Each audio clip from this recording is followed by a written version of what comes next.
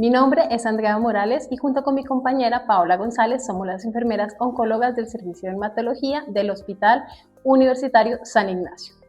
Queremos compartirles este video taller que hemos preparado para ustedes junto con el programa educativo del Centro Javeriano de Oncología, un espacio donde queremos acompañarlos en su proceso de diagnóstico y tratamiento y los cuidados que se deben tener. Sabemos que este proceso puede llegar a tener para ustedes algunas dudas, inquietudes y preocupaciones, incluso que la información recibida al comienzo pueda aparecer mucha al mismo tiempo. Por eso hemos diseñado este video que con información clara y sencilla les permita conocer más acerca de su tratamiento y participar activamente sobre sus cuidados. Los invitamos a verlo hasta el final, ya que abordaremos temas de suma importancia para su seguridad, recuperación y bienestar. Al finalizar este video, una de las enfermeras del servicio de hematología se acercará a su habitación para desarrollar un espacio de educación individual, en el cual esperamos aclarar las dudas que hayan surgido durante el video, reforzar la información sobre el cuidado y el tratamiento.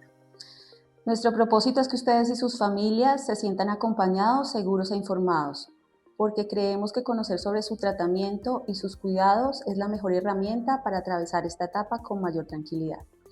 Gracias por dedicar estos minutos en este espacio de aprendizaje. Comencemos. Buenos días para todos. Mi nombre es Paola González, soy enfermera oncóloga del Servicio de Hematología junto con mi compañera Andrea Morales.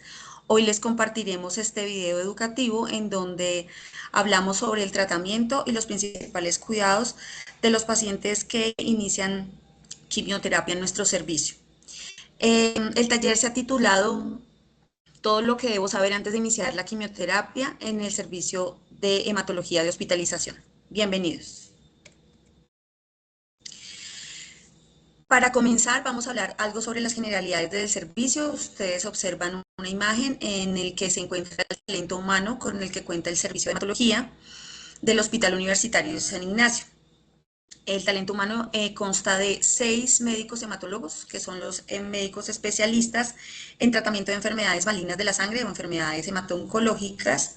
Tenemos una médico internista en el turno de la tarde, la doctora María Alejandra Gómez, una médico hospitalaria, que es la doctora Luisa Moreno, 12 enfermeras oncólogas distribuidas en el turno de la mañana y tarde, 5 enfermeros profesionales en el turno de la mañana, tarde y noche, y 13 auxiliares de enfermería también en el turno mañana, tarde y noche.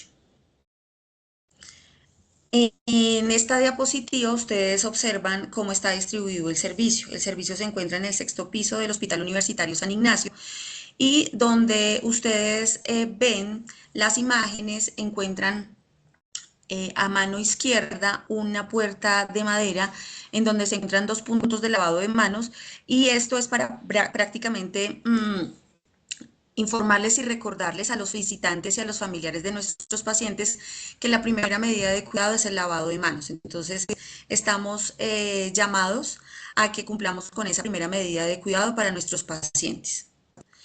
Cuando ingresamos a través del servicio encontramos un pasillo en donde ustedes observan 15 habitaciones unipersonales que cuentan con una antecámara.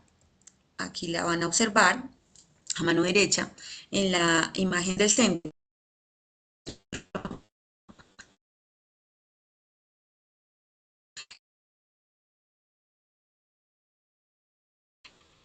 Esa y los especialistas que valoran a los pacientes puedan prácticamente también cumplir con la medida de lavado de manos, higienizarse las manos como primera medida preventiva de los pacientes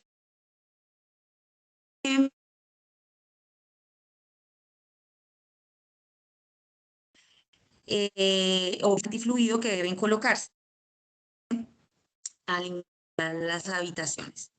A mano izquierda ustedes observan el staff de enfermería en donde se encuentran las enfermeras que están encargadas del cuidado de los pacientes y a mano derecha ustedes observan cómo está distribuida las habitaciones dentro del servicio hematología. Contamos con camas eléctricas, las bombas de infusión para la administración de medicamentos, un baño personal para los pacientes que es de uso exclusivo para ellos y pues su televisor. También dentro del talento humano con que se cuenta en el servicio de hematología, tenemos la fortuna de tener a la jefe Karen Joana Garnica Lagos, que es una enfermera oncóloga, que nos apoya desde la unidad funcional de hematología.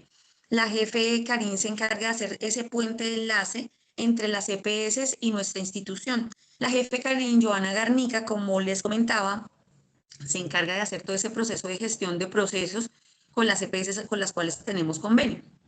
En su horario de atención, si ustedes lo requieren, es lunes, miércoles, jueves y viernes de 7 a 1 de la tarde en el 6º piso del Centro Javeriano de Oncología.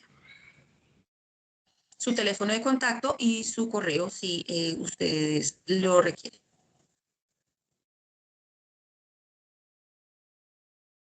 ¿Qué debo hacer para que se programe mi quimioterapia hospitalizada? Entonces, vamos a tener en cuenta algunos aspectos. Entonces, nosotros dependemos de la disponibilidad de las 15 camas para poderlos ingresar. Tenemos que tener en cuenta las autorizaciones de las EPS con las cuales tenemos convenio, la disponibilidad del medicamento. Hay algunos medicamentos que no tienen alta rotación en nuestro hospital, son medicamentos de alto costo, por los cuales debemos hacer un proceso de compra y debemos tener, pues digamos que la disponibilidad de esos medicamentos para poder administrar el tratamiento de forma completa. Y también dependemos pues, del estado de salud del paciente. Cuando nosotros les hacemos una llamada el día anterior al ingreso, siempre les vamos a preguntar cómo se encuentran presentado síntomas gripales en los últimos días o ha presentado alguna, se han presentado fiebre. Entonces, es muy importante que ustedes sean honestos en esa pregunta porque puede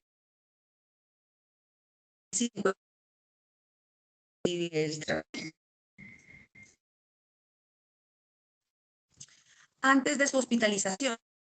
Entonces, ¿qué deben hacer ustedes como pacientes antes de ingresar a su sala?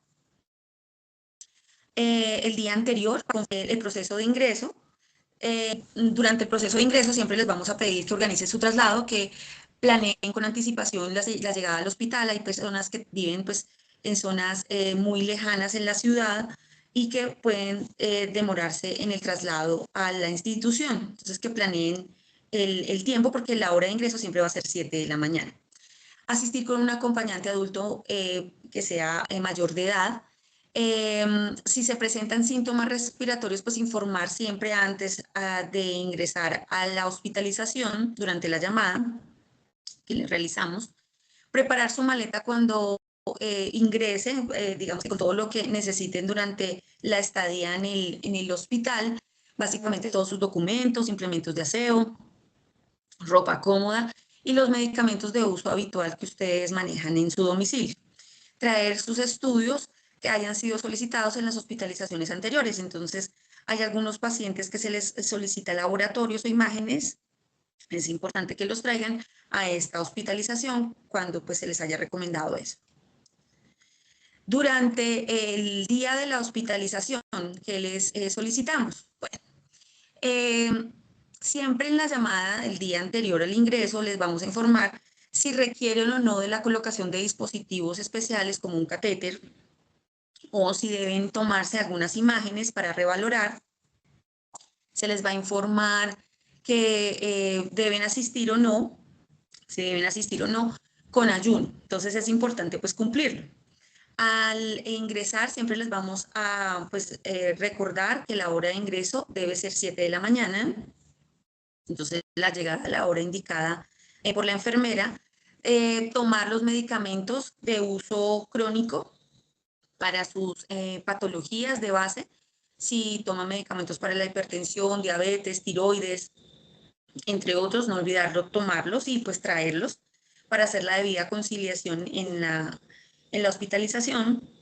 Utilizar siempre al ingreso tapabocas, tanto familiar como paciente, traer reportes de imágenes, como los habíamos comentado, que se solicitan en las hospitalizaciones anteriores si son requeridas para esta nueva hospitalización, y asistir con su acompañante y elegir ropa cómoda. Entonces, cuando lleguen al hospital, ¿qué deben hacer? Les solicitamos a los familiares que hagan el proceso de admisiones en la ventanilla a la cual se les ha dado la indicación. En este momento se está haciendo el proceso de ingreso en el segundo piso de admisiones en radiología. Esto puede variar de acuerdo pues a las de pronto condiciones del hospital, pero en este momento se está haciendo en este piso, en el segundo piso. Puede dirigirse el familiar y el paciente puede ya dirigirse directamente al sexto piso de hematología y hacer todo el proceso de ingreso. Cuando se presenten en la ventanilla, pues ahí les van a exigir todo el tema de documentación, deben informar que vienen programados para su quimioterapia y posteriormente dirigirse al sexto piso. Cuando se dirigen al sexto piso, recuerden ingresar por el área donde están los 2 puntos de lavado de manos. Recuerden que es la primera medida de cuidado, tanto para pacientes como familiares. Debe ser luego el paciente presentado en la central de enfermería, se debe presentar en el servicio de hematología, en la central de enfermería, para seguir las indicaciones del personal.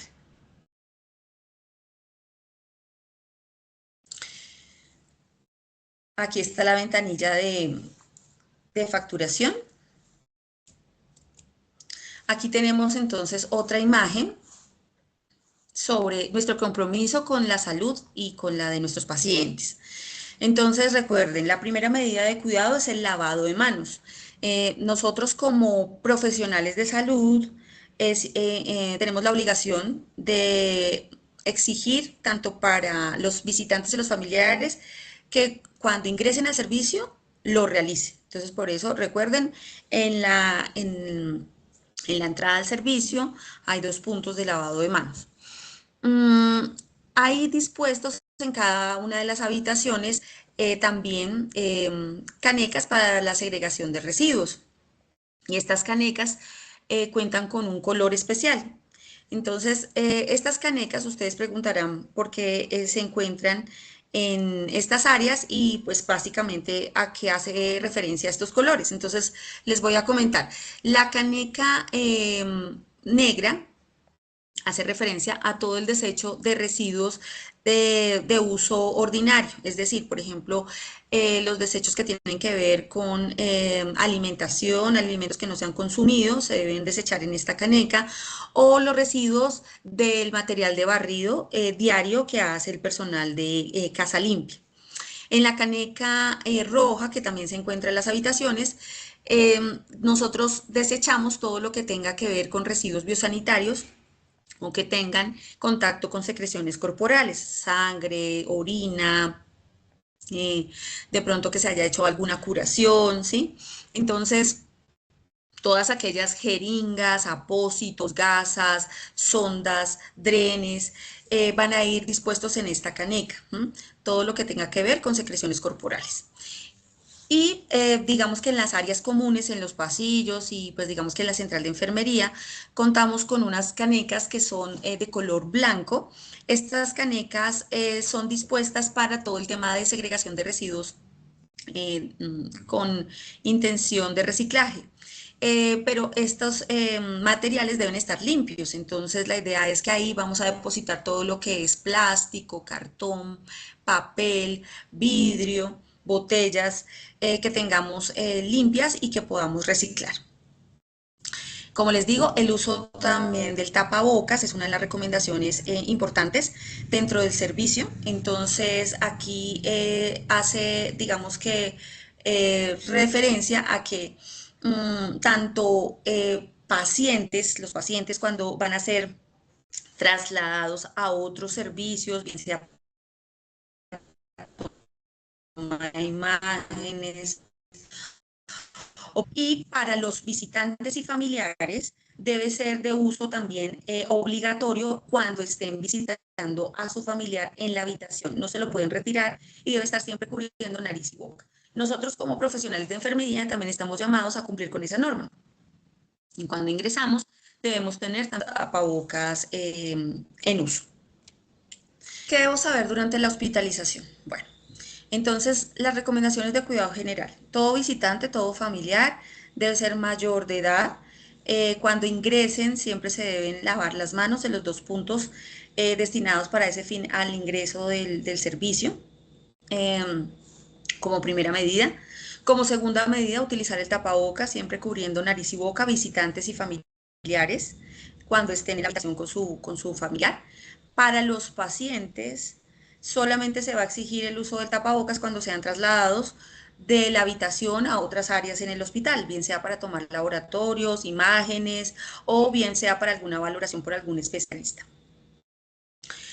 Para los familiares y los visitantes se les recomienda que hagan uso de las batas antifluido que se encuentran ubicadas en los muebles de madera en las antecámaras. Esta bata se debe colocar de manera que la abertura quede en la parte posterior, y se debe amarrar al cuello. Las batas, cuando se retiran los familiares o los visitantes de la habitación y no van a ingresar más, se deben desechar en los contenedores que hay, en las bolsas que hay de tela dispuestas en cada habitación. También les recomendamos que sean muy conscientes de que si se encuentran con síntomas respiratorios no pueden ingresar a las habitaciones a visitar a sus familiares y pues que sean, digamos que muy sinceros y se abstengan de ingresar a las visitas. También les recomendamos que no, tanto a visitantes como familiares, que no consuman alimentos dentro de la habitación. El uso del baño es exclusivo para el paciente. Hay unos baños públicos dispuestos en el 6º piso y hay varios puntos de baños públicos en el hospital, entonces también es importante decirles que el baño es de uso exclusivo para el paciente. Las visitas. El horario de visitas es de 8 a 5 de la tarde en el servicio de hematología. Pues digamos que entendemos que hay algunos familiares que por su trabajo pueden visitar a sus familiares luego de la jornada laboral y es importante pues que nos lo hagan saber para poder también permitirles el ingreso. Los acompañantes, como les decía, deben ser mayores de edad, pero también entendemos que muchos de nuestros pacientes son padres y tienen hijos menores, entonces siempre les recomendamos que nos lo hagan saber y tenemos un espacio especial los fines de semana para que ustedes lo comenten con los enfermeros que se encuentran en el servicio y podamos dar el permiso para poder ingresar estos menores de edad. Los menores de edad que pueden ingresar al servicio como visitantes, recomendamos que sean mayores de 5 años. Menores no, porque pues ponemos en riesgo también por el medio, digamos que hospitalario, a los menores que son pues pequeños. También les recomendamos que los familiares que se encuentran de pronto interesados en acompañar permanentemente a nuestros pacientes, se acerquen, nos informen, porque tenemos la opción del acompañante permanente. El acompañante permanente es obligatorio en nuestra institución a todas las personas mayores de 65 años, perdón, o que tienen de pronto restricción en la movilidad. Pero aún así hay pacientes que no son mayores de 65 años, que tampoco tienen restricciones de movilidad, pero que sí de pronto cuentan con esa posibilidad de que haya un familiar que se quede permanentemente con ellos, que pues obviamente pueda colaborarnos con el cuidado del paciente y que lo pueda acompañar en este tratamiento. Entonces, siempre les hacemos firmar un compromiso y también les entregamos una tarjetica como acompañantes permanentes. ¿Cuál es digamos que el objetivo de ese acompañante permanente? Pues que pueda acompañar en el tratamiento a su familiar, que sea también un agente de cuidado, pero que también, sobre todo, permita llevar de alguna manera más, digamos que adecuada, de alguna manera, este proceso de una forma más agradable. ¿M? Entonces, no estamos, digamos que, delegando el cuidado de enfermería a estos familiares, pero sí requerimos que ellos también tengan pues muy claras las recomendaciones que deben tener en el momento en que se encuentran cuidando a su familiar, y es que pues cumplan con las recomendaciones de cuidado general, y que también pues nos informen si en algún momento se está presentando alguna situación que requiera de nuestro apoyo, para pues que obviamente los podamos apoyar. La alimentación es parte también del tratamiento, digamos que en el cuidado de estos pacientes, y la alimentación es un punto importante porque nosotros preferimos que no ingresen alimentos fuera del hospital. ¿Por qué no lo preferimos? Porque pues no garantizamos las medidas de preparación, las condiciones que ha tenido la persona que los ha preparado, los utensilios que se han usado para poder transportar estos alimentos, si se ha perdido la cadena de frío. Entonces, lo que no queremos es que de pronto se vaya a presentar alguna infección de origen gastrointestinal con nuestros pacientes, y por eso preferimos que no ingresen alimentos. Si llegan a necesitar alguna, digamos que en algún momento el ingreso de algún alimento, porque pues obviamente hay pacientes que tienen una estadía larga y pueden decir, no, yo quisiera que de pronto me trajeran algo de la casa. Siempre preferimos que sea bajo digamos que el aval del personal médico, tanto médicos como enfermeras.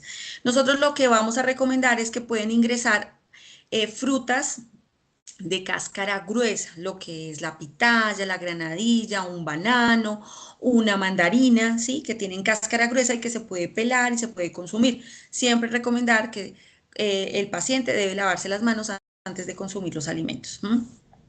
Pero de resto preferimos que no ingresen ningún alimento adicional, y que si lo van a ingresar, por favor, siempre sea bajo el aval del personal médico.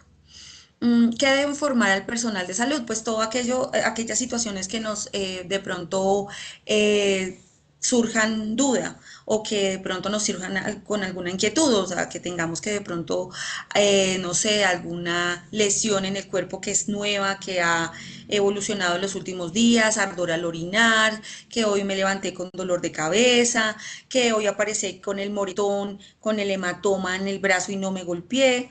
Entonces, o la plaquita en la boca.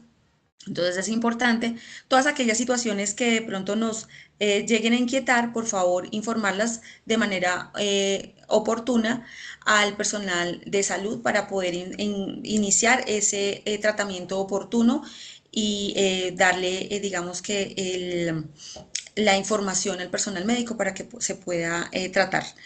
El uso del llamado de enfermería, bueno, el timbre. Es importante usarlo en toda situación en que el paciente no se pueda levantar, que se siente mareado, que quiere bañarse, que de pronto se siente mal.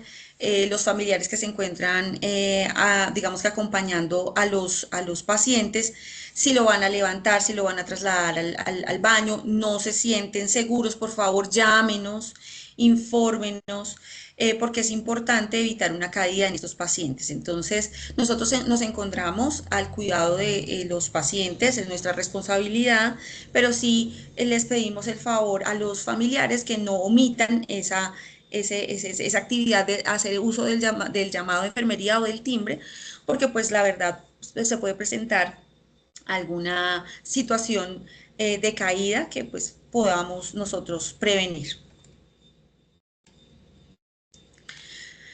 Cuando tenemos el proceso de egreso, ya finalmente que los pacientes se les da salida para su domicilio, debemos tener en cuenta lo siguiente.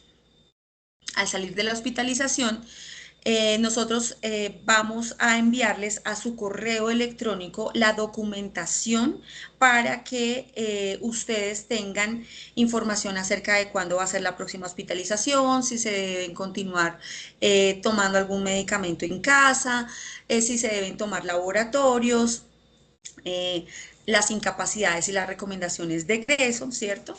Entonces, es importante que ustedes lo revisen. Entonces, como les venía diciendo, estos documentos van a ser enviados a su correo electrónico.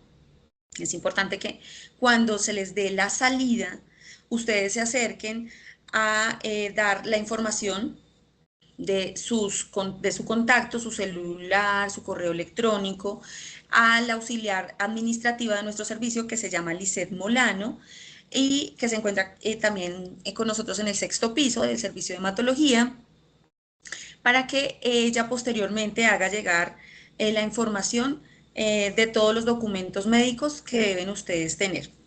Les recomiendo hacer una carpetica con todos estos documentos, que los tengan, en donde está la epicrisis, el resumen de historia, las órdenes de laboratorio si se deben tomar para la siguiente hospitalización, órdenes de medicamentos si deben tomar, porque hay algunos medicamentos que se mandan para casa, por ejemplo el medicamento para las náuseas, o si ustedes están tomando algún medicamento por alguna patología de base que tengan, seguramente puede que se les formule. Las incapacidades, que son importantes que ustedes las tengan presentes porque deben tener una continuidad y una secuencia, entonces es importante que ustedes las vayan guardando. Y pues sus recomendaciones de egreso, en donde va todo el tema de los signos de alarma, por qué situaciones deben consultar al servicio de urgencias. Es importante que ustedes las tengan. Bueno, hasta aquí todo el tema de las recomendaciones generales de nuestro servicio. Para continuar, nuestro siguiente tema, vamos a hablar sobre lo que es el cáncer. Yo me imagino que ustedes ya han tenido algún conocimiento previo sobre lo que es la enfermedad y es importante que, pues digamos que lo retomemos porque precisamente como les decía, en este servicio se encuentran todos aquellos pacientes que cursan con enfermedades malignas de la sangre o enfermedades hematológicas. Entonces, vamos a hablar sobre lo que es el cáncer.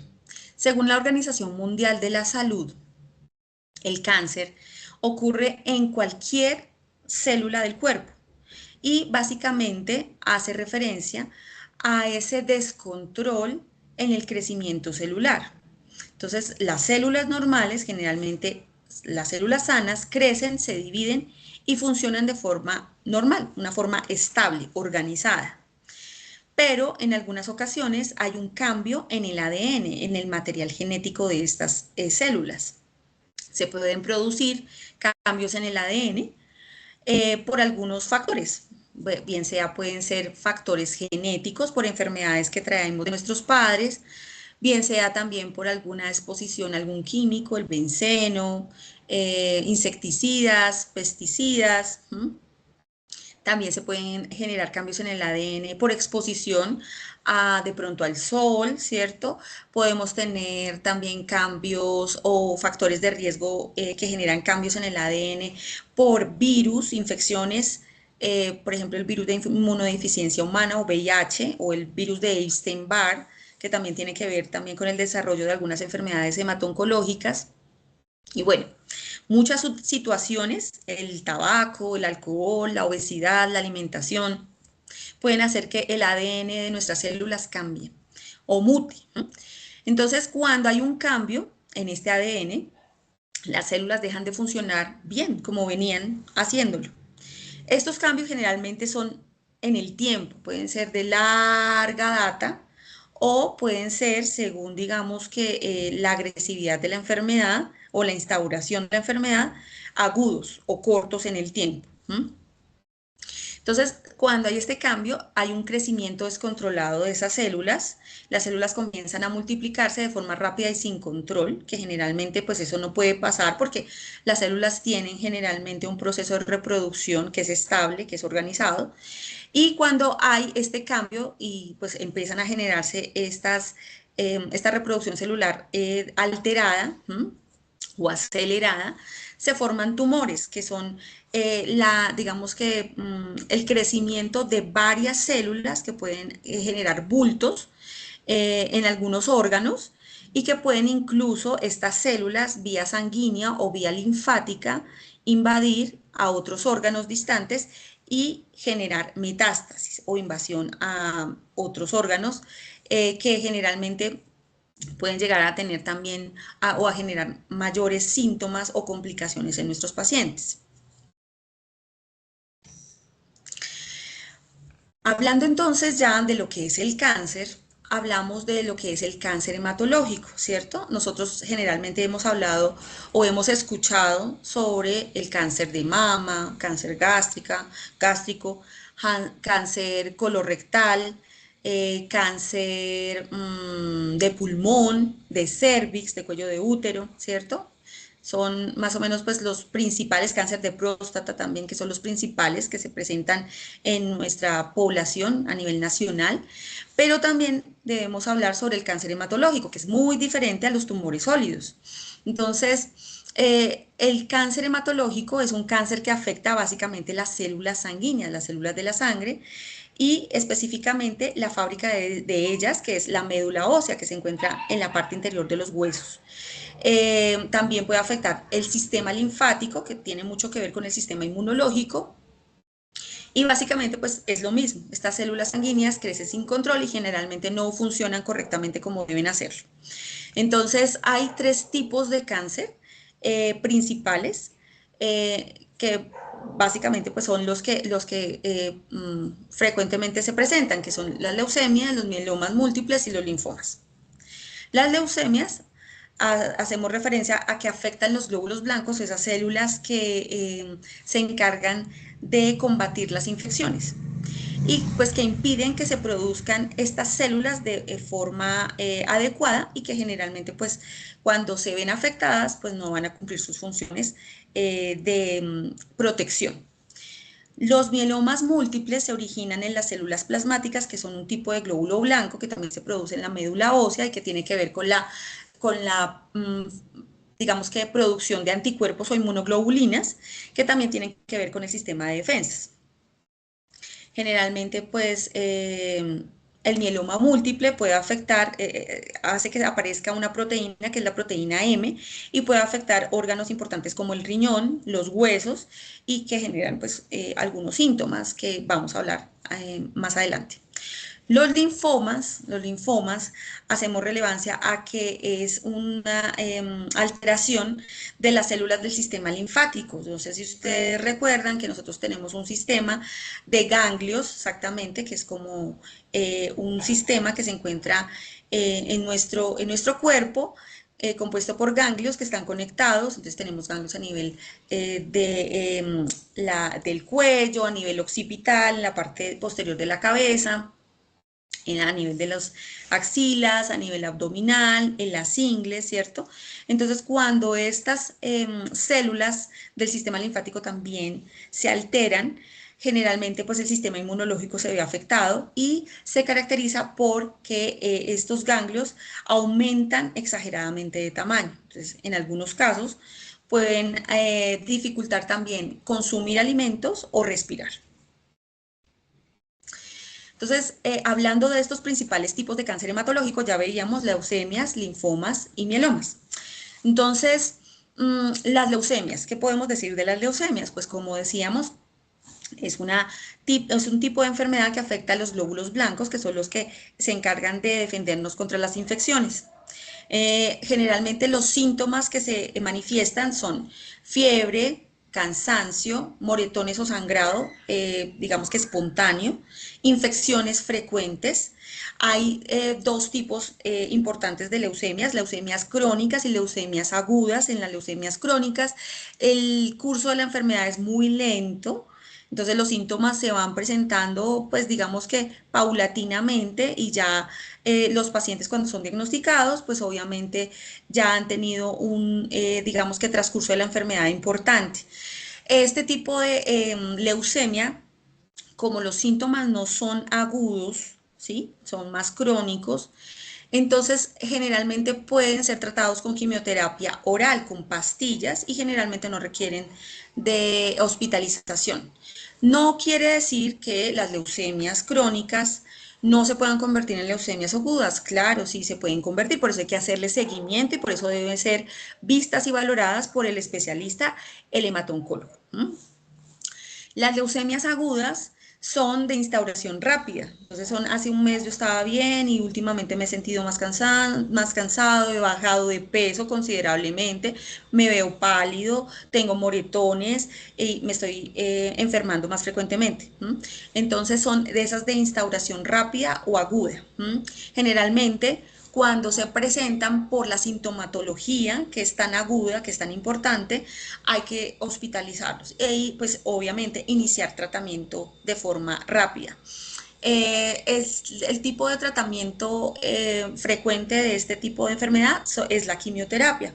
Por eso los pacientes van a estar en una temporada digamos que considerable, una estancia larga dentro de nuestro servicio y tienen pues obviamente una vigilancia más estricta que pues otro tipo digamos que de enfermedades oncológicas. También es importante decirles que tenemos las leucemias mieloides, las leucemias linfoides. Las leucemias linfoides son más frecuentes en niños, en población pediátrica. Las leucemias mieloides son más frecuentes en población adulta. Y generalmente, pues, las leucemias mieloides y tanto las leucemias linfoides se tratan con quimioterapia. En algunos casos se pueden tratar también con terapia dirigida, con inmunoterapia, a veces también con radioterapia, de acuerdo a que, digamos, que esas células hayan invadido otros órganos como el sistema nervioso central o testicular, que también puede presentarse y se requiere de radioterapia. Y en otros casos también se requiere de otra terapia que se llama el trasplante de células hematopoyéticas o células progenitoras hematopoyéticas. Bueno, los linfomas es otro tipo de enfermedad hematológica en donde se afectan los ganglios linfáticos y el sistema inmunológico. Entonces aquí, como les decía, está caracterizado por el crecimiento anormal de esos ganglios. Entonces a veces incluso los ganglios del cuello se pueden aumentar tanto que no permite respirar o no permite pasar los alimentos. Se caracteriza también por unas sudoraciones importantes a nivel de en la noche que empapa toda la sábana. Y que a veces es necesario cambiar las sábanas y cambiar las pijamas de esos pacientes porque sudan demasiado, se pueden deshidratar también. Fiebre importante también, fiebre constante y pérdida de peso, como les decía. Tenemos dos tipos de linfomas, los linfomas de Hodgkin y los linfomas no Hodgkin. Los linfomas de Hodgkin son básicamente, o esta diferenciación es por la presencia de las células de red Stenberg, que son observadas a nivel del microscopio, y es importante decir que los linfomas Hodgkin son característicos de población joven, población pediátrica, adultos jóvenes. Generalmente se tratan también con quimioterapia, pueden también recibir radioterapia e incluso también trasplante de células hematopoyéticas. Los linfomas no Hodgkin son una serie de enfermedades que básicamente también tienen varias características. Entonces, dentro de los linfomas no Hodgkin, tenemos los linfomas foliculares, tenemos varios tipos. Los linfomas foliculares, los linfomas de células del manto, tenemos los linfomas B difusos de célula grande, los linfomas T, ¿sí? Entonces, hay una gran variedad de linfomas dentro de este grupo. También son tratados con quimioterapia, en algunos casos también requieren de radio, también, de acuerdo, pues digamos que también a la posibilidad también de tratamiento que tengan con este tipo de terapia. Tenemos también la posibilidad de tratarlos con inmunoterapia y también tenemos también la posibilidad de tratarlos con trasplante. Estos son característicos de personas ya mayores, ¿sí? Adultos mayores, generalmente pues afectan tanto a hombres como mujeres y pues digamos que también requieren en algunos casos tratamiento intrahospitalario, pero también otros pueden ser tratados de forma ambulatoria. El mieloma múltiple, como les decía, también es otra de las enfermedades hemato-oncológicas que afecta a las células plasmáticas de la médula ósea. ¿Y qué es las células plasmáticas? Son unas células que también hacen parte de los glóbulos blancos que se encuentran dentro de la médula ósea. Como les decía, producen una proteína que es la proteína M, y cuando esta proteína M está afectada, generalmente se pueden comprometer órganos importantes como el riñón, y en algunos casos los pacientes con mieloma múltiple pueden llegar a requerir de terapias de reemplazo renal porque cursan con enfermedad renal. También se caracteriza porque los pacientes tienen una pérdida en la densidad ósea. No es una enfermedad, no es un cáncer del hueso, no es un cáncer de hueso, pero sí afecta la densidad del hueso, y los pacientes son más susceptibles de presentar fracturas. Por eso una caída en un paciente con mieloma es muy importante, se debe evitar porque puede llegarse a fracturar. También en algunos casos pues el dolor óseo es muy importante y se caracterizan también pues por tener ese dolor óseo constante, fatiga, anemia, como les decía, los problemas renales, y es importante también vigilarlos porque ya se convierte también en una enfermedad crónica también, que puede llevarse también a tratamiento con quimioterapia, algunas terapias dirigidas también que hay, inmunoterapia también hay. En algunos casos también la radioterapia nos puede ayudar con el manejo de esas lesiones óseas que causan dolor, pues también una terapia de tratamiento es el trasplante de células hematopoyéticas. ¿Qué es la quimioterapia? La quimioterapia es un tratamiento sistémico que utiliza uno o varios medicamentos para interrumpir la formación de células cancerosas, ya sea mediante la destrucción o al impedir la multiplicación. Quiere decir que se evita el avance del cáncer. ¿De qué manera no lo pueden administrar? Ya sea de forma endovenosa, que es cuando se administra directamente en una vena, oral, que podemos tomar cápsulas o pastillas, intramuscular, que se inyecta directamente en el músculo. También está la forma subcutánea, en donde se aplica justo debajo de la piel, y esto lo hacemos más que todo en la región del abdomen. Y por último tenemos una vía de administración que es la intratecal, cuando se sospecha de neoplasias que tienen compromiso en el sistema nervioso central, y se hace directamente en el líquido espinal que rodea todo el sistema nervioso. Bueno, hay muchas ideas y mucha información que se ronda frente a la administración de la quimioterapia. Por eso vamos a hablar de los mitos. Entonces, ¿la quimioterapia es tóxica para la familia? Dicen las personas que si una persona recibe quimioterapia no puede tener contacto con su familia ni utilizar los mismos utensilios de cocina o el baño, y esto es un mito. Es falso. La quimioterapia es segura para las personas que están alrededor de nuestro paciente. Entonces, por lo tanto, nuestro paciente que está recibiendo quimioterapia puede seguir compartiendo la vajilla, el mismo sanitario, ¿listo? Otro de los mitos es que con la quimioterapia estaré demasiado débil, y hay que tener en cuenta de que el paciente que está recibiendo un tratamiento de quimioterapia pues está cursando con una patología, el cual hace que esté débil. Entonces, no debe ser como solamente asociado a la administración de quimioterapia que la persona está débil. Hay que ver todo el conjunto de la situación. Comer muchos frutos como la guanábana sube las defensas, y aquí pasa que hay bastantes mitos como el de las 7 guanábanas, o que debemos consumir guanábana día y noche en todas las presentaciones, y a veces resulta que nuestro paciente nunca le ha gustado la guanábana. Entonces, realmente carece de fundamento científico el tema de la guanábana, que es importante que nuestro paciente que está recibiendo quimioterapia tenga una alimentación balanceada, muy completa, y sobre todo más hacia lo natural, ¿sí? Evitando los alimentos ultraprocesados. Que debo tomar multivitamínicos o vitaminas, suplementos durante la quimioterapia, y esto es un error. Muchas personas hacen uso de medicamentos no formulados y vamos a ver cuáles. Por ejemplo, vitaminas, suplementos, factores de transferencia, y estos, uno, carecen de evidencia científica. Lo otro que ustedes deben conocer es que cuando se realizaron los estudios para la administración de las quimioterapias, no se incluyeron estos medicamentos, entonces lo cual puede contrarrestar en la efectividad del tratamiento que está recibiendo. Adicionalmente, no todos los alimentos, no todos los suplementos o medicamentos o vitaminas son inocuas. Quiere decir que de todas formas van a requerir una metabolización, ya sea por el hígado, por el riñón, por lo cual esto puede ser contraproducente para la salud del paciente y muchas veces si hay un efecto secundario sobre estos órganos, va a retrasar el tratamiento porque se debe suspender. Que comer carne roja da cáncer. Y no, esto es un mito, no hay suficiente evidencia científica que lo compruebe. Lo que sí es que debemos tener una alimentación balanceada, no solamente comer carne roja, sino también consumir otro tipo de carnes, como el pollo, el pescado o cuáles sean de las preferencias del paciente. Consumir azúcar da cáncer, es otro de los mitos. Y no, también no tiene suficiente evidencia científica. Lo importante es reducir el consumo de azúcares procesados. ¿Listo?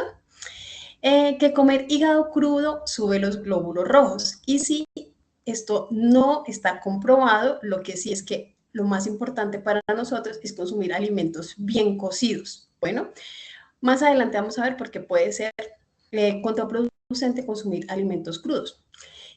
La importancia es consumir una alimentación balanceada, nuevamente, que tenga proteínas, que tenga suministro de los nutrientes de todas las formas. Entonces, el hígado o las carnes o lo que se vaya a consumir, todo muy bien cocido. Y por último mito que tenemos por acá es consumir sangre de chulo o de paloma que cura el cáncer o ese tipo de cosas.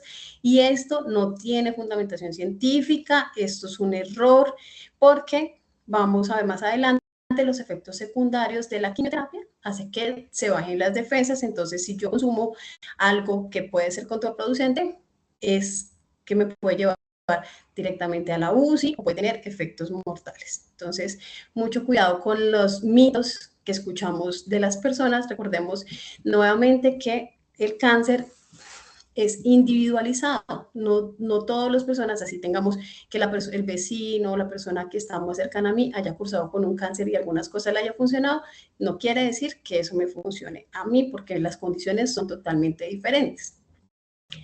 Vamos a hablar de los efectos secundarios de la quimioterapia. Entonces, los efectos son esperables, pero no se presentan de la misma manera en todas las personas, incluso hay pacientes que refieren no sentir ningún síntoma. ¿Y eso en qué va a consecuencia? Pues de cada uno de los cuerpos del sistema de cada uno. Es como, pues nosotros utilizamos como un paralelo y es como cuando uno toma alcohol en grupo, en la familia o algo, en una reunión, y no a todos les da los mismos efectos, no a todos tienen como la misma resaca o algunas personas tienen solamente una ligera cefalea, en cambio otras personas tienen un guayabo bastante amplio. Entonces, la idea es que esperemos los efectos. Vamos a hablar de los efectos en la sangre. Recordemos que en la sangre tenemos 3 líneas celulares, los glóbulos blancos, los glóbulos rojos y la línea plaquetaria. Vamos a hablar cuando los efectos van enfocados en cada uno. Entonces, si hay una disminución de los glóbulos rojos, hay una disminución de la hemoglobina y se presenta la anemia. Cuando se presenta la anemia, entonces el paciente refiere que está con cansancio, con mareo, con la palidez mucocutánea, quiere decir que las palmas de las manos están súper blancas o amarillas, lo mismo la cara, los labios, la parte de la esclera del ojo. También se presenta la fatiga y es cuando nuestro paciente va a subir un piso por las escaleras y llega súper fatigado o hace un mínimo esfuerzo y se siente como con una dificultad para respirar. Lo mismo se presenta aumentos de los latidos del corazón y esto es en compensación. Nuestro corazón trata de captar más oxígeno para circular por el cuerpo, entonces empieza a andar mucho más rápido, tratando que el oxígeno circule más al resto de los órganos. ¿Qué debemos hacer para mejorar la sintomatología o no sufrir tanto con la anemia? ¿Listo? Entonces, alimentarse bien. Como lo veíamos, nuestra alimentación siempre debe ser muy balanceada, que tenga bastante aporte de proteínas, ¿sí? Y aporte de hierro. Vamos a planificar las actividades a realizar durante el día. ¿Qué quiere decir eso? Entonces, no voy a hacer mucha actividad cuando me sienta tan cansado, pero sí es importante hacer una actividad física siguiendo las recomendaciones del médico o de fisioterapia. Si está en la casa, puede caminar durante 15 minutos o realizar ejercicio de intensidad leve de acuerdo a la condición. Hay unos días en los cuales uno tiene un poquito más de energía y hay que aprovecharlos para hacer un poquito de actividad física, movilizar articulaciones, hacer caminatas y evitar los periodos muy prolongados en cama. Si estamos en el hospital, sabemos que no hay mucho espacio para hacer la movilización, pero es importante que no guardemos reposo todo el día en cama, que tengamos un bastante periodo de tiempo sentados en la silla o movilizándonos dentro de la habitación. Si estamos en la casa, la recomendación es salir del cuarto, estar en las otras estancias, ya sea en la sala, acompañando a la persona que nos prepara los alimentos o preparar nuestros alimentos en la cocina, de acuerdo a las condiciones de cada uno. Tomar también unos descansos en periodos cortos, 10, 15 minutos, e implementar hábitos de sueño saludable. En los hábitos de sueño saludable es muy importante hacerlos de forma consciente. Son bastantes y los vamos a desglosar. En el tema de la estimulación que nosotros le brindamos al cerebro, es importante no tener el uso de pantallas de 2 a 3 horas antes de dormir. Es importante tener una hora fija para descansar. Quiere decir que si debo ir a dormir a las 10 de la noche o a las 9 de la noche, 3 horas antes yo ya no debo tener uso de celular, ni de tablets, ni de televisor, ni de computadora. Porque esto hace que mi cerebro esté muy alerta, ¿sí? También es importante la luz que utilizamos para el descanso. Si estamos en nuestro cuarto, que la luz sea una luz tenue, evitar las luces blancas, tratar de tener una lamparita si es necesario. Y también el tema de la alimentación. Debemos consumir no comidas tan copiosas, tan grandes, mínimo 3 horas, la última ingesta, y lo mismo para las bebidas. Muchas veces hay personas que tienen una mayor sensibilidad a la cafeína. Entonces, no tomar café durante la tarde, no tomar bebidas estimulantes en la tarde, evitar las bebidas azucaradas y también evitar como tanto consumo de líquido durante la tarde, porque esto va a hacer que yo tenga que ir al baño durante la noche. Hay muchas recomendaciones para los hábitos de sueño saludables. Hay que buscar cuáles son las que nos sirven a cada uno. Es importante que la habitación esté oscura, que también tengamos una temperatura más bien baja. Entonces hay muchas personas que de pronto son friolentas, entonces utilizan 3, 4 o 5 cobijas. La idea es que nuestro cuerpo descienda un poquito la temperatura para tener un mejor descanso. ¿Listo? La oscuridad, el tema del sonido, que sea un lugar tranquilo para descansar. Y adicionalmente, si ustedes necesitan, pueden, en las plataformas de reproducción de música hay muchísima música de relajación para descansar. Entonces, la idea es que ustedes busquen cuáles son las que se acoplan a sus necesidades y a sus gustos. Bueno, también vamos a hablar de la segunda línea y qué sucede cuando se disminuyen los glóbulos blancos. Recordemos que nuestros glóbulos blancos son las defensas del cuerpo. Entonces, al presentarse una baja de ellas, somos propensos a recibir una infección que se puede presentar con fiebre, escalofrío, y de acuerdo al tipo de infección que podamos presentar, podemos presentar dolor de garganta, gripe o resfriado, o si nuestra infección es urinaria, pues vamos a tener síntomas urinarios como ardor, irritación, dolor. Puede tener como esa sensación de pujo, de que va al baño y no hace del todo, como que queda algo de sensación de que todavía tenemos orina, ¿sí?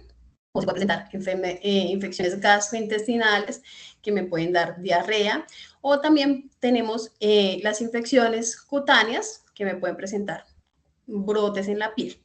Que es importante saber que infecciones pueden entrar por cualquier parte, por eso debemos ser muy cuidadosos con los cuidados, ¿cierto? Infecciones pueden ser de tipo bacteriana, fúngica, viral, parasitaria. ¿Y cuáles son las recomendaciones para disminuir este riesgo? Entonces, primero tener en cuenta que si presenta una fiebre que es mayor a 38 grados, cuantificada con el termómetro, debe asistir al servicio de urgencia si está en la casa. Si estamos hospitalizados, pues recuerde que nosotros hacemos un control de temperatura periódica para verificar. ¿Listo? ¿Qué podemos hacer? Entonces, lavarse las manos con frecuencia, con agua y jabón. Nuestro paciente, muchas veces nuestro personal y las personas que lo visitan son muy juiciosos con el lavado de manos, pero nuestro paciente no cumple con estas medidas, entonces hay que lavarse las manos continuamente con agüita y con jabón, después de ir al baño, después de manipular cualquier elemento, es mejor hacer un lavado de manos. Y hay que limpiar el control remoto, los interruptores de casa, los teléfonos celulares. Estamos en un momento en donde uno va con el celular a todas partes, inclusive al baño, entonces por eso es importante hacer una adecuada limpieza de todos estos elementos. Hay que utilizar tapabocas en los espacios cerrados o que presenten aglomeraciones.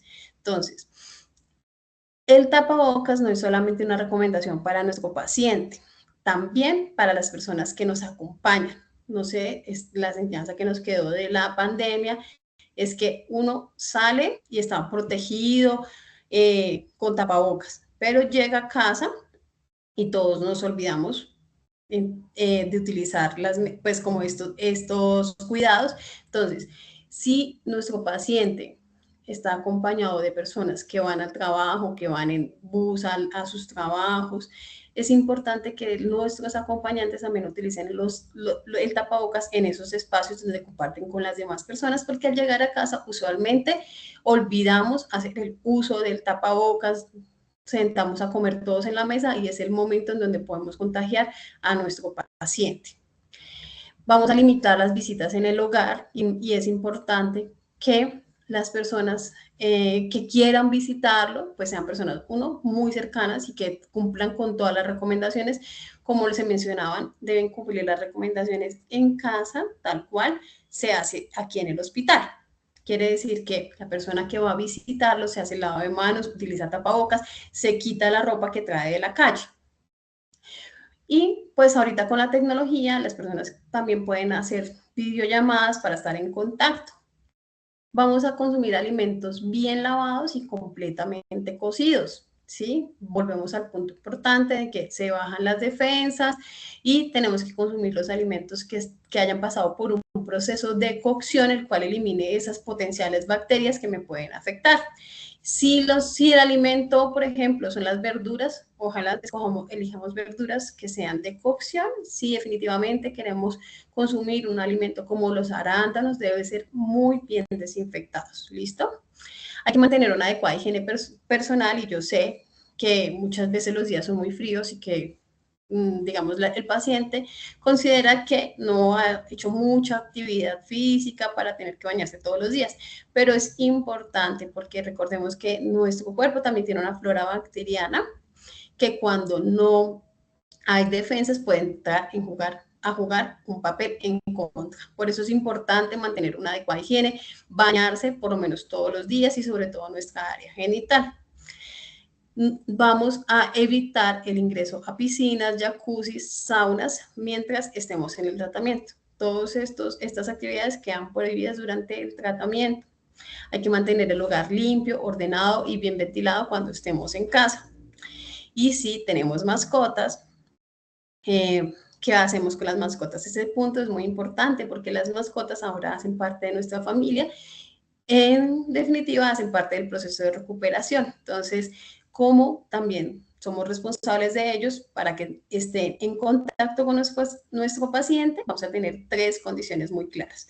Primero, que nuestro animal de compañía esté bien bañadito, ¿sí? Que esté desparasitado de acuerdo a las recomendaciones también de su veterinario y adicionalmente que cuente con las vacunas al día. Entonces, si en este momento hay una mascota en casa, debe cumplir estas 3 condiciones para estar en contacto con nuestro paciente y adicionalmente, esta mascota, lo importante es que nuestro paciente no haga el uso, la manipulación de las excretas. Entonces, el perrito no puede recoger la popó, no puede manipular el arenero, entonces estas son cosas que se deben tener en cuenta del cuidado en casa. Y los niños en casa, sobre todo los niños en edad escolar, preescolar, pues son portadores de bastante virus. Entonces, es importante que nuestros niños cumplan también con el uso del tapabocas para besar a nuestro paciente, para saludarlo, el lavado de manos, que no traigan las cosas que utilizan en el colegio, en el preescolar, a casa, las chaquetas, todo esto. Entonces es mejor cuando llega a casa hacer una adecuada limpieza de nuestro niño. ¿Qué pasa cuando se disminuyen las plaquetas? Entonces hay un mayor riesgo de sangrado. Cuando las plaquetas están bajitas, la sangre tarda más en coagular y se pueden presentar sangrados o moretones con facilidad. ¿En dónde? En cualquier parte del cuerpo. Recordemos que los sangrados pueden presentarse sangrados en las encías, se puede presentar sangrados en la nariz, sangrado en la orina o en las heces fecales, o si se llega a presentar alguna cortadura, pues vamos a sangrar profusamente. Se pueden presentar morados inesperados y entonces el paciente no se ha golpeado ni nada, pero aparece con moraditos y ya. También se puede presentar algo que se llaman petequias, que son los punticos rojos como picaduras de alfiler, y esto sucede también por la baja de las plaquetas. ¿Qué debemos tener en cuenta y cuáles son las recomendaciones? Bueno, entonces vamos a utilizar un cepillo dental de cerdas suaves, muy suaves. Si hay alguna molestia, debo utilizar un cepillo de dientes de niño. Si vamos a evitar los golpes, las caídas, las cortadas, es muy importante que el lugar donde nosotros estemos esté adecuado para que el paciente no vaya a tener el riesgo de enredarse. Lo mismo cuando estemos en la habitación de nuestros servicios de hospitalización, la idea es que siempre hagan uso del llamado y eso vamos a hablar más adelante. Vamos a revisar bien la piel durante el baño. Entonces, recordemos que nos bañamos todos los días y cuando nos secamos lo hacemos con golpecitos suaves para proteger la piel y hacemos una inspección de todos los espacios interdigitales, de todas las áreas de nuestra piel y adicionalmente vamos a utilizar una crema. No corten detrás de las cutículas y esto es muy importante porque muchas veces nos molesta algún cuerito y estamos jalando, no lo queremos cortar y esto va a hacer que se produzca un sangrado por ahí que es difícil de controlar y adicionalmente le abrimos la puerta a una infección porque recordemos que tenemos las defensas bajitas. Vamos a utilizar la seda dental con precaución para no lastimar la encía. No hay que validar con el médico, pero no se debe tomar ni aspirina ni antiinflamatorios sin orden médica. ¿Listo? ¿Por qué? Porque eso también hace que se rompan las plaquetas. Vamos a reportar inmediatamente cualquier sangrado o moretón al personal de salud. Los efectos son los efectos a nivel gastrointestinal. Son muy temidos porque la verdad generan bastante incomodidad en el paciente. Los más comunes son las náuseas y los vómitos. ¿Qué es importante para contrarrestar esta sensación? Pues aceptar y tomar los medicamentos por horario formulados para las náuseas. ¿Qué quiere decir esto? Que cuando el jefe o la jefe de enfermería va a administrarme los medicamentos, yo permito que me administren. Muchas veces el paciente dice, no tengo náuseas, no me administre, pero en este momento, sobre todo en los días que recibe la quimioterapia, debe estar protegido con estos medicamentos. ¿Listo? Adicionalmente, cuando llegue a casa, si su médico le ha indicado la toma de estos medicamentos, debe continuar por lo menos unos 5 días posterior a la administración de la quimioterapia y después evaluar a necesidad, si aún los requiere. Otra de las acciones que tenemos en cuenta es masticar bien y despacio los alimentos. Entonces, vamos a comer sin prisa, masticando cada uno de los bocados que recibimos y vamos a tener que fraccionar también esta alimentación. Vamos a evitar los alimentos ricos en grasa. Hay que verificar que los alimentos que le estemos ofreciendo a nuestro paciente sean de su preferencia y cuando decimos recibir los alimentos en pequeñas porciones y con mayor frecuencia, quiere decir que yo puedo fraccionar mis comidas. El desayuno, en cambio de comer, por ejemplo, nosotros que estamos acostumbrados a tener, no sé, nuestro desayuno en el menú, caldo, huevos, arepa, entonces vamos a comerlo de manera fraccionada y no comerlo todo en un solo momento, sino como por ejemplo el caldito o el huevito, a la hora consumo el cafecito con el pancito, la galleta, la arepa, lo que desee, una hora posterior la fruta, ¿sí? Hay que evitar los olores fuertes, entonces por eso damos como de preferencia para las cocciones al vapor, al horno, a la parrilla, con el air fryer para evitar que consumamos alimentos altos en grasas o con muchos hogado, como es nuestra costumbre, consumir salsas, que esto puede aumentar la sensación de náuseas. También nos podemos ayudar con la crioterapia. Entonces, muchas veces estando hospitalizados reciben un vasito con hielo y las personas o lo dejan de hervir o no lo consumen, pero este hielito, chuparlo o consumirlo, nos va a disminuir esta sensación de náuseas. También recomendamos consumir paletas de agua y también consumir ya sea la aromática de jengibre, sea caliente o fría, pueden preparar también cubitos de hielo con el jengibre, que esto les ayuda a disminuir esta sensación. Bueno, ¿y qué sucede también? Otro de los efectos secundarios es la diarrea. Es cuando se presenta un aumento de la frecuencia de las deposiciones, que son de consistencia líquida, que lo puede llevar a una deshidratación muy rápida. Entonces, vamos a evitar el consumo de alimentos ricos en fibra, vamos a reemplazarlos por el plátano, por el arroz, por las pastas, por las galletas, por la zanahoria, auyama, pan, lo que realmente más le guste al paciente. Vamos a consumir jugo de guayaba, pera o manzana. Vamos a aumentar la ingesta de líquidos. Es muy importante hacer una reposición de líquidos que estamos perdiendo. Entonces, cada vez que presentamos una deposición, yo soy consciente de que debo reponer este líquido. Ojalá con agüita, sueros, ya sea el suero que venden comercial para niños o las sales de rehidratación que son para preparar o esos sueros que preparaban las abuelitas que eran con arroz tostado, con canela, clavo, mejor dicho, el que más se acomode a sus gustos y a sus necesidades, pero que es importante reponer los líquidos. También que no sea solo consistencia totalmente líquida, por ejemplo, si vamos a tomar el caldito que esté acompañado con papita, que ayude también a ya darle consistencia a estas heces. Y vamos a evitar los lácteos, todos los lácteos, las grasas, el café, las bebidas oscuras, el café, el té, el chocolate y alimentos que pueden irritar más la mucosa gástrica como el brócoli, el repollo, la cebolla. Evitemos la toma de la Coca-Cola o las bebidas tan azucaradas, porque también como de mito popular está que la diarrea se combate con Coca-Cola y lo que hace es que esas bebidas altamente azucaradas nos generen cólico porque hemos perdido también esas enzimas que nos ayudan a procesar los azúcares. Y si al contrario estoy presentando el estreñimiento, entonces recordemos que el estreñimiento se puede dar por muchísimas causas y es el endurecimiento de las heces que hace muy difícil la expulsión. Entonces, aquí, al contrario de lo anterior, recomendamos comer alimentos ricos en fibra. ¿Cuáles? Los que sean de gusto del paciente, los que se ajusten a las necesidades de cada uno, ¿sí? A la alimentación de cada uno. También es importante tomar abundantes líquidos. ¿Por qué? Porque esto ayuda a que esas heces vayan a ser más blanditas. Hay que realizar actividad física, por lo menos una caminata de 15 minutos al día. Recordemos que la digestión se favorece por el peristaltismo, ese movimiento de los intestinos, y esto se ayuda es con la caminata.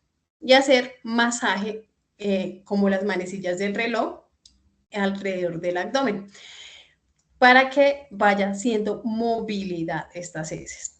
Este masaje lo pueden realizar con crema, con aceite de ricino, con lo que les quede más fácil.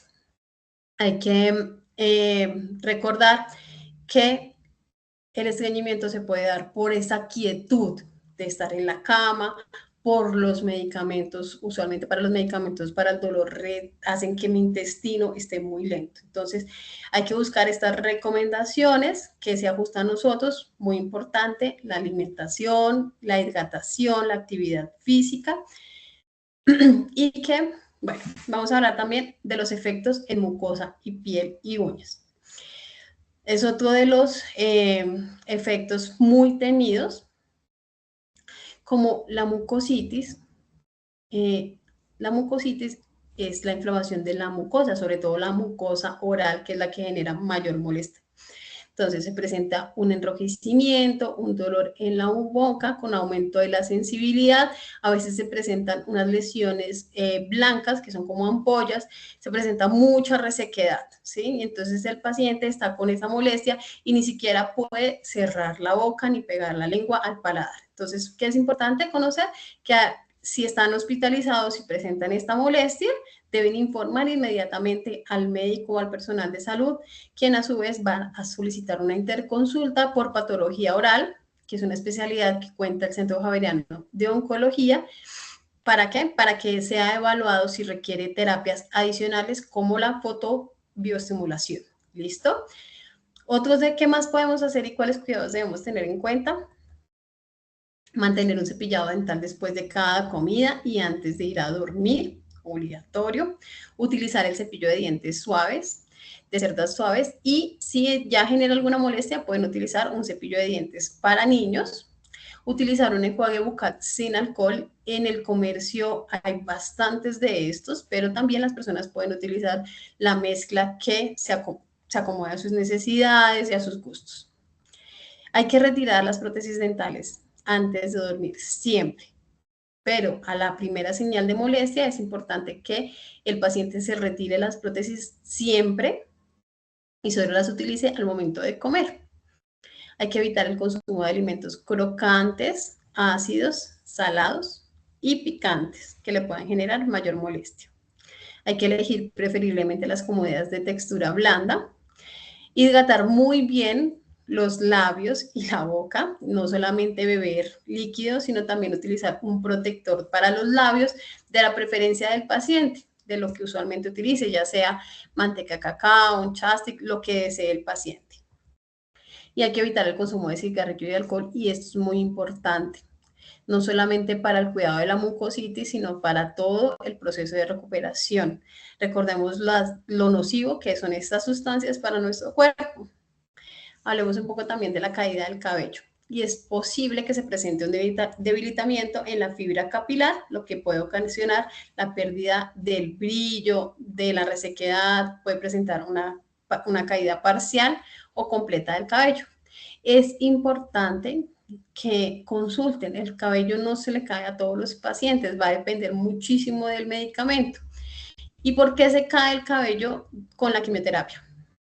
Entonces, la quimioterapia viaja por todo el cuerpo para destruir las células cancerosas porque crecen muy rápido. Los folículos pilosos, donde nace el cabello, son células sanas que también crecen rápido y el folículo se debilita y el cabello se cae. ¿Es normal? Sí, es un efecto secundario frecuente con algunas quimioterapias. Algunas veces ocurre de 1 a 3 semanas después de iniciar el tratamiento, el cabello se empieza a caer poco a poco. Para algunos pacientes es muy incómodo, pero adicionalmente puede generar un poco de dolor. Entonces, ¿cuál es la recomendación? Esperar por lo menos 2 a 3 semanas posterior a recibir la quimioterapia, y si es decisión del paciente o de la paciente, cortarse el cabello. ¿Cuál es nuestro consejo? Hacerlo en el momento en que el paciente lo desea hacer. Sí, hay que gestionar esta emoción que se nos presenta por la pérdida de nuestro cabello, porque es la forma en que nos vemos al espejo, que nos reconocemos en nuestra identidad. Entonces, sí hay unas emociones que generan de dolor, de frustración o de pérdida, pero después de transitarlas, pues hay que saber que el cabello vuelve a nacer, ¿sí? Esta pérdida de cabello no va a ser permanente, es mientras esté con el tratamiento. Una vez finalice la administración de estos medicamentos, el cabello va a volver a salir.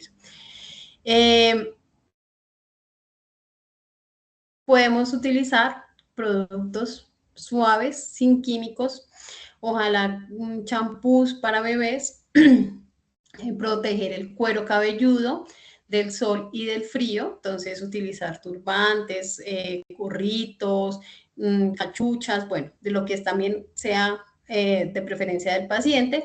Mientras tengamos cabellos hay que peinar el cabello con suavidad, no jalarlo, evitar los secadores, las planchas y todos estos mecanismos de calor, utilizar una almohada con satín o seda para disminuir esa fricción del cabello, mientras deciden o no si realmente el cabello se va a caer, entonces utilizar una trencita, las mujeres o las personas que tienen el cabello larguito, evitar de que no se tenga que peinar, jalar muchísimo, y pues no utilizar por el momento ni colorantes, ni decoloraciones, ni nada de tratamientos del cabello muy, muy fuertes y abrasivos. Nosotros, ¿qué recomendamos adicionalmente? Que se espere un poco el tema del avance del tratamiento. Hay medicamentos que sí o sí generan la caída del cabello, pero hay pacientes que con el poquito cabello que permanece en la cabeza se lo dejan hasta el final. Eso es decisión propia de cada uno. ¿Qué podemos también hacer para cuidar nuestra piel? Utilizar bloqueador solar, ya sea un factor de protección solar de 30 o más todos los días. Bogotá muchas veces oculta el sol, pero los rayos ultravioleta están presentes. Hay que hidratar la piel con cremas suaves, todo nuestro cuerpo, utilizar una crema sin fragancia ni alcohol. ¿Listo? Evitar la exposición al sol, entonces si vamos a salir y está haciendo bastante sol, utilizar un sombrero, gafas de sol, ropa que cubra toda la piel e incluso una sombrilla. Evitar el rascado y la fricción. Entonces, cuando hagamos el secado, como les mencionaba previamente, entonces utilizar la toalla a toquecitos, no pasarla muy fuerte. Adicionalmente, para todas las personas no utilizar esa ropa ceñida. Entonces hablamos un poco de las mujeres, de utilizar el brasier o la ropa interior muy ajustada, al igual que los hombres, porque en estas zonas es muy probable que se generen zonas de humedad y esto también puede ser caldo de cultivo para generar infecciones de origen fúngico, o sea, se puede presentar honguitos en estas zonas, sobre todo en la parte de abajo de las mamas, en la parte genital. Utilizar calzado también cómodo y holgado, entonces los zapatos que no nos aprieten, si tenemos que salir a hacer alguna diligencia, asistir a una consulta, no utilizar zapatos, y en lo posible, si estamos en casa, pues utilizar zapaticos muy suaves, ¿listo? Continuamos. ¿Cómo la quimioterapia puede afectar el sistema reproductivo y la sexualidad? Entonces, sabemos que es una parte muy importante de nuestra vida, la sexualidad está presente desde nuestro nacimiento hasta la muerte, porque hablamos de la forma en cómo nos relacionamos con los demás. Entonces, hablando específicamente de las relaciones de pareja, los cambios emocionales pueden afectar, ¿listo? Sí se puede ver una afectación en la fertilidad y en la capacidad reproductiva, lo que puede generar unos cambios en la sexualidad. Vamos a entender que estos cambios también varían de persona a persona y que debemos hablar de este tema ampliamente con nuestro equipo de salud. ¿Listo? Entonces, ¿qué cambios se pueden presentar? Cambios menstruales, en el caso de las mujeres puede presentar irregularidad o suspensión de los periodos menstruales. Se pueden presentar cambios hormonales y se sienten esas oleadas de calor y sofocos, ¿sí? Queremos decir que en ese momento se puede presentar una menopausia precoz o una sintomatología similar. Se puede presentar sequedad vaginal y recordemos que la vagina también es una mucosa y ya vimos cómo se puede ver afectada. Entonces puede generar picazón, ardor o resequedad de la vagina, lo cual conlleva un mayor riesgo de infecciones vaginales, porque recordemos que este flujo que genera la vagina pues es para la protección de estas infecciones. Sí se puede presentar una disminución de la fertilidad, por eso es importante conversarlo con el médico tratante previamente al inicio del tratamiento si se desea más adelante concebir un bebé. Y hay una disminución del deseo sexual, la libido multifactorial, ¿listo? ¿Por qué? Porque estamos cursando con una patología muy importante que nos afecta muchas áreas, en muchas esferas de nuestra vida, entonces hay una disminución de ese deseo sexual. En los hombres puede presentarse dificultad para lograr o mantener la erección, dolor durante las relaciones sexuales y la eyaculación precoz en algunos casos. ¿Qué podemos hacer para disminuir los riesgos, estas molestias? Entonces, utilizar ropa interior de algodón que no le quede ajustada tanto en hombres o mujeres al momento de mantener relaciones sexuales que no están prohibidas ni vetadas durante el tratamiento. Es importante utilizar lubricantes vaginales a base de agua que no contengan ni aceites, ni vaselinas, ni otros derivados como la silicona. Hay que mantener una buena higiene personal, sobre todo en el área genital, y hablar con el médico tratante para que él nos interconsulte con ginecología, urología, si se llegan a presentar algunas molestias o cambios durante el tratamiento. Que es importante saber que no solo las relaciones sexuales son coitales, sino que adicionalmente podemos expresarnos de forma cariñosa con nuestra pareja de muchas maneras, por lo cual es importante este diálogo en la familia, con la pareja, para determinar de qué manera quiero recibir o dar placer. Para continuar, ¿cómo puedo evitar una caída durante la hospitalización? Entonces es importante tener en cuenta que como nuestros pacientes tienen riesgo de caída, bien sea por los síntomas que se generan con la enfermedad, el mareo, de pronto que se levantan y los cambios posturales puedan generar una alteración en la tensión arterial, la misma medicación que se administra, los opioides, la prolongación de estar en la cama, ¿cierto? Entonces es importante tener en cuenta que debemos evitar una caída. Entonces, ¿cómo podemos evitarla? En nuestra institución, en el Hospital Universitario San Ignacio, se han establecido varias, digamos que actividades de prevención. Entonces, primero, tener la cama en posición baja, no elevarla, sino tenerla la más baja posición posible, ya que nuestras camas son eléctricas, usar siempre el timbre de llamado antes de levantarse y les recomendamos que por favor lo hagan antes de dirigirse al baño, por favor, o también pues digamos que si van a tener algún tipo de actividad, por favor siempre hagan uso del timbre para que nosotros los podamos asistir. Usar el calzado antideslizante dentro de nuestra servicio, les vamos a recomendar que utilicen un calzado que tenga soporte en el talón, que tenga suela antideslizante y que pueda dar un poco más de refuerzo en el pie, porque lo que son las pantuflas o de pronto las chancletas, ¿cierto?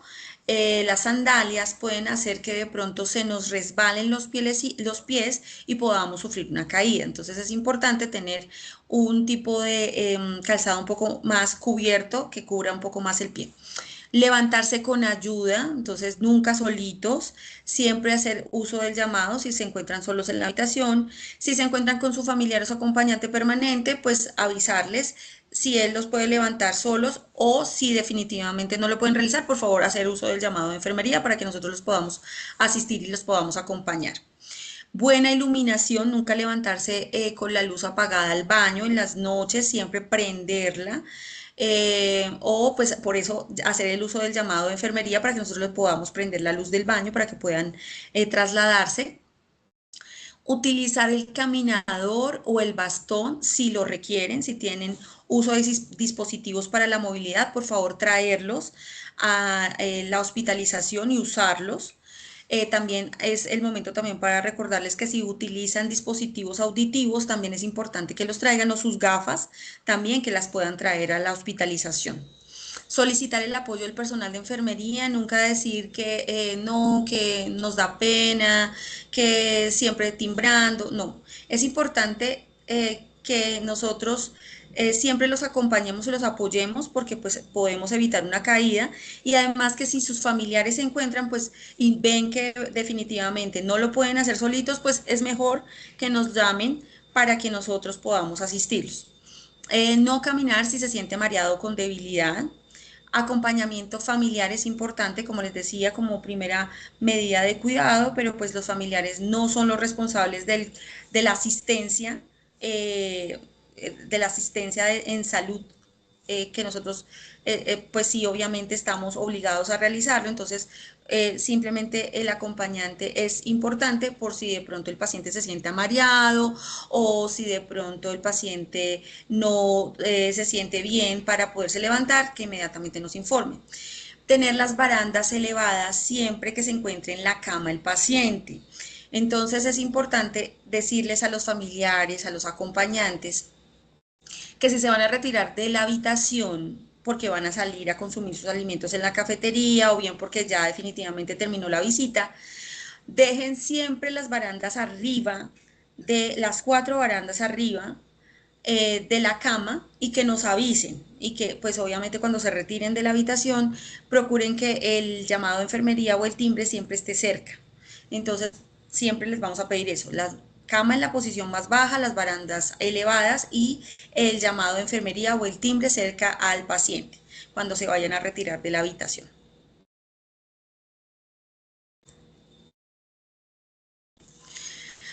También es importante comentarles que se debe revisar el acceso venoso con frecuencia y que es importante para nosotros que ustedes nos informen si se llegan a presentar algunos signos que nos pueden dar indicios de una extravasación o una flebitis. Entonces, para la administración de la quimioterapia se han dispuesto algunos dispositivos que nos permiten la administración segura de los medicamentos. Entonces, en algunos casos tenemos los catéteres venosos centrales, que son dispositivos que van colocados a una vena de grueso calibre, en donde se permite la administración de medicamentos, se permite transfusiones, medicamentos de quimioterapia, ¿cierto? Se permite también la toma de las muestras sanguíneas. Algunos catéteres que son también implantables, que tienen un reservorio que es de silicona y que se colocan debajo de la piel para la administración también de la quimioterapia. Allí también se pueden administrar medicamentos, líquidos y en algunos casos se puede transfundir y tomar muestras de sangre. Y otros dispositivos que son los accesos venosos cortos, que son los que van en las venitas de los brazos y que también a través de ellos podemos administrar líquidos, medicamentos, quimioterapia y pues generalmente también podemos extraer muestras, ¿cierto? Con los, digamos que las venopunciones que hacemos diariamente para tomar las muestras. Pero ¿qué es importante? Todos estos dispositivos que manejamos en el servicio, pues son importantes para ustedes porque nos permiten administrar de forma segura los medicamentos y hacer pues las actividades que nosotros requerimos con ustedes. Entonces, ¿cuál es la idea? Que si ustedes llegan a sentir rubor, ¿sí? Como un enrojecimiento, ¿sí? En la zona donde están canalizados o llegan a ver de pronto en su catéter algún enrojecimiento, es importante que nos lo informen. O si se tocan la venita del brazo y sienten calor, también que nos lo informen. Si les empieza a generar inflamación o hinchazón en el brazo cuando están canalizados, también es, digamos que uno de los signos, digamos que importantes para saber si estamos, si estamos ante, ante el curso de una extravasación o una infiltración, ¿cierto? Eso depende si estamos colocando quimioterapia u otro tipo de medicamentos. Entonces es importante informar, que no les parezca que no, pero esto es como normal, que se me está inflamando. No, si se ven como el bracito más gordito, inmediatamente informar. O dolor o sensación de presión. Yo siempre les comento, por favor informen si les duele, les arde, les pica, cualquier sensación extraña en el sitio de inserción donde están los líquidos, por favor informarnos.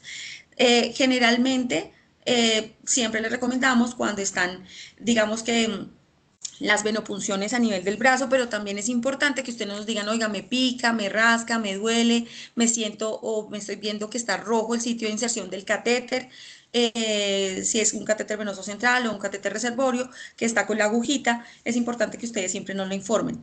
De la misma manera, siempre les vamos a recomendar que cuando ustedes diariamente hagan su baño, ¿sí? General, cuando ustedes se duchen, siempre soliciten al personal auxiliar de enfermería que les cubra el sitio de la venopunción, bien sea en el brazo, o que les haga el parchecito del catéter, bien sea el catéter venoso central o el catéter reservorio, para evitar que se humedezca con el baño. ¿Cuándo acudir al servicio de urgencias? Entonces, en este momento llegamos a nuestro momento de la charla en donde vamos a reunir toda la información acerca de pues, esos efectos secundarios que se han presentado con la quimioterapia y que son importantes, digamos que diferenciar en que son síntomas generados por la quimioterapia y que ya empiezan a ser unos signos de alarma por los cuales yo debo acudir al servicio de urgencias del Hospital Universitario San Ignacio. Recuerden que el Hospital Universitario San Ignacio cuenta con el servicio de urgencias 24 horas, los 7 días de la semana, los 365 días del año. Entonces, si se llega a presentar alguno de estos signos, es importante que ustedes inmediatamente acudan al servicio de urgencias y que de manera inmediata ustedes informen también que son pacientes hemato-oncológicos que se encuentran en tratamiento de quimioterapia.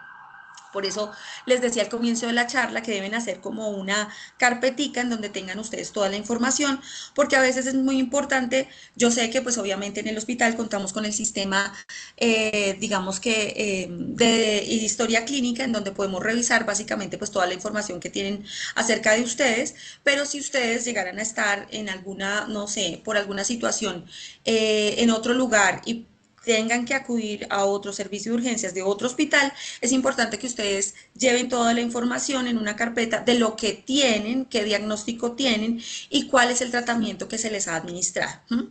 Entonces, es importante que ustedes sepan que si se llega a presentar alguno de estos signos, inmediatamente deben acudir al servicio de urgencias, bien sea un lunes festivo a las 3 de la mañana, un domingo a las 4 de la tarde, el 31 de diciembre, no deben dejarlo pasar. ¿Por qué? Porque desafortunadamente estos son signos de alarma que pueden encender las señales en donde algo está pasando mal con ustedes y es importante iniciar un tratamiento oportuno, un tratamiento rápido. Ustedes, por ser pacientes hemato-oncológicos con enfermedades malignas de la sangre, enfermedades oncológicas de la sangre, ustedes pueden tener riesgo y pues obviamente el índice de mortalidad puede aumentar. Entonces vamos a iniciar. Fiebre mayor de 38 grados. Recuerden, fiebre, temperatura, medida con un termómetro tomada a nivel axilar de 38.3, cuando marca 38.3 es fiebre, sí o sí, deben acudir al servicio de urgencias. O tomada con el mismo termómetro en varias ocasiones durante una hora que marque 38 y que se mantenga en 38 grados. Si se mantiene en 38 grados durante una hora, sí o sí es fiebre, deben acudir al servicio de urgencias del Hospital Universitario San Ignacio. Recuerden que la fiebre es un signo de un proceso infeccioso. No sabemos cuál, no sabemos en dónde, pero las infecciones son la principal causa de muerte de los pacientes oncológicos, hemato-oncológicos, con enfermedades malignas de la sangre. Entonces, por eso es importante acudir al servicio de urgencias. Sangrado. Cuando presentamos sangrado por nariz, de pronto que presentamos un vómito con sangre, una deposición con sangre, es importante, o de pronto, no sé, presencia de hematomas últimamente, puede ser un indicativo de que las plaquetas están disminuyendo y que requerimos pues de otras actividades como una transfusión sanguínea que debemos verificar previamente con toma de laboratorios, y es importante acudir al servicio de urgencias. Convulsiones, si nunca hemos convulsionado y presentamos una convulsión en la casa, pues no es normal, ¿cierto? Puede ser que algo nos está afectando, hubo deshidratación por alguna diarrea o por vómitos, pudo ser que de pronto hay algo que a nivel del sistema nervioso central se está presentando un sangrado, ¿sí? De pronto algo pasó y convulsionamos, o hay afectación de la misma enfermedad que ha, digamos que, afectado otros órganos y a nivel del sistema nervioso central se está presentando alguna afectación. Entonces es importante acudir al servicio de urgencias. Dolor intenso, 10 sobre 10, cualquier dolor abdominal, dolor de pronto a nivel torácico, que no lo puedo controlar, dolor de cabeza, un dolor de cabeza importante que no cede, puede ser también el indicativo de un sangrado a nivel del sistema nervioso central y debemos acudir al servicio de urgencias. Severidad en síntomas gastrointestinales, lo que les mencionaba, vómitos, más de 10 vómitos incontrolables que definitivamente no me dejan comer, no me dejan consumir ningún alimento en el día, siento, ya veo mi lengua seca, mis ojos hundidos, mi piel pálida, inmediatamente acudir al servicio de urgencias. Deposiciones diarrea, más de 10 deposiciones abundantes, completamente líquidas, que también no me dejan estar fuera del baño, estoy todo el tiempo en el baño, consumo algún alimento y vuelvo directamente al baño, inmediatamente también acudir al servicio de urgencias. La principal complicación podemos tener, pues obviamente deshidratación y pues podemos tener otro tipo de síntomas que pueden de pronto llegar a complicarse y que es digamos que necesario iniciar un tratamiento inmediato. O estreñimiento. Llevo varios días, toda una semana, en donde no he tenido deposición, tengo mi abdomen súper globoso, distendido, dolor abdominal, estoy empezando a vomitar, no puedo comer, me siento muy mal, el dolor es intenso, debo acudir al servicio de urgencias. Dificultad para respirar. No es normal que nos sintamos con esa falta de aire.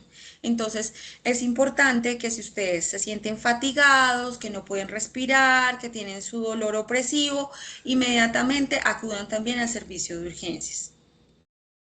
Dolor o sensación de quemazón en el área donde se puso la quimioterapia. Muchos de los pacientes se van para su casita y a veces han recibido quimioterapia en las venitas de los brazos por vías periféricas y se van para la casita y empiezan a tener esa sensación de ardor, quemazón, dolor en el sitio donde se administró la quimioterapia, si se torna con una coloración roja, con calor local, como con un cordoncito rojo, que de pronto puede llegar a presentarse ampollas, ¿sí? Es importante que inmediatamente vayan al servicio de urgencias para valorarlos.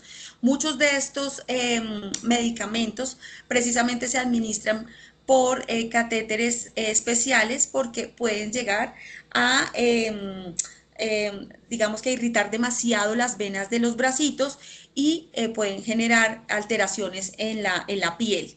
Entonces es importante siempre informar oportunamente si tenemos ese dolor o sensación de quemazón en el área donde se ha administrado la quimioterapia.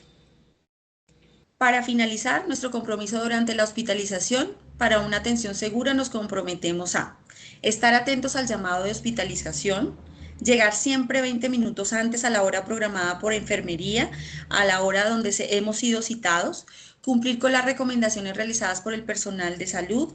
Es importante que ustedes los interioricen y se adhieran a estas recomendaciones. Informar al personal asistencial todo cambio en mi estado de salud al ingreso y durante la administración del tratamiento de quimioterapia hospitalizados y acudir al servicio de urgencias cuando se presenten signos y síntomas de alarma. Hasta aquí nuestra charla, nuestro taller educativo. Espero que haya sido del agrado de ustedes y bastante educativo. Esperamos que esta información sea de relevancia para ustedes, para familiares y para pacientes. Les agradecemos haber llegado hasta el final de este video. Muchísimas gracias. Por último, porque mi salud también está en mis manos, yo aprendo, yo me cuido, eso es vivir mejor.